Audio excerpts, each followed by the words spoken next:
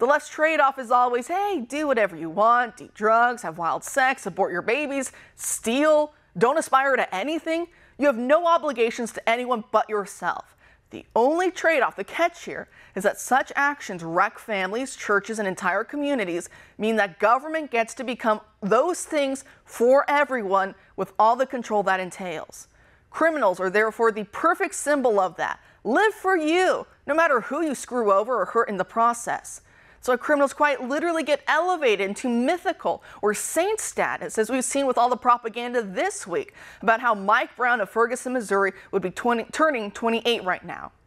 Yeah, if he hadn't robbed a convenience store, held up the owner of it, and then fought with the cop, severely injuring or even fracturing the cop's eye bone, and reaching for the cop's gun before charging him one last time before being fatally shot.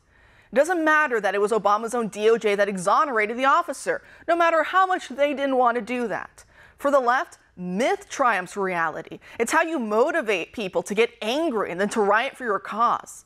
And now watch this speech given by the gatekeeper of George Floyd Square in Minneapolis, which I guess is a real position somehow, who flew all the way down to Phoenix, Arizona to inaugurate a George Floyd-themed art exhibit at Arizona State University. And note the therapeutic and even religious, secular religious overtones and undertones of her messaging.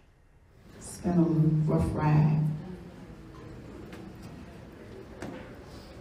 When I came here today, I almost had an emotional breakdown because it reminded me the day that George Floyd got killed. Where they get you to lay the flowers at, and the red represent the blood, and the white represent the purification that George Floyd died for us, each and every last one of us. Had no George Floyd died, we wouldn't be here. God chose him. He was a chosen vessel. Men are called, but few chosen. Now, one of the many problems this hero worship of criminals creates for the left is that all the violent boogeyman that they tell us to fear exists largely only on their side, not on the right. So they have to get into the business of creating fake violence on our side, of creating hate, of creating hoaxes. Our next guest is here to talk about the Daily Caller's latest documentary titled Demand for Hate, which exposes exactly this phenomenon. Here's the trailer for it. A hate crime hoax is essentially a situation where a very high-profile hate incident turns out not to be real.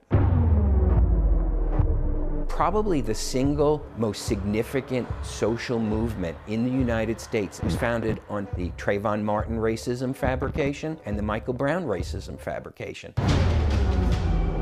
NBC News edited the 911 tapes to make it seem like George Zimmerman was motivated by racism. Real racism, it should be condemned. But the problem is, a lot of these cases, it's not real racism. The Morgan Bettinger case was blown wildly out of proportion. They knew what was happening. He said he would make good. I know what the he said. And the next day she had over 1,000 death threats. Universities and other institutions don't really punish the people responsible. It's a complete assault on the truth.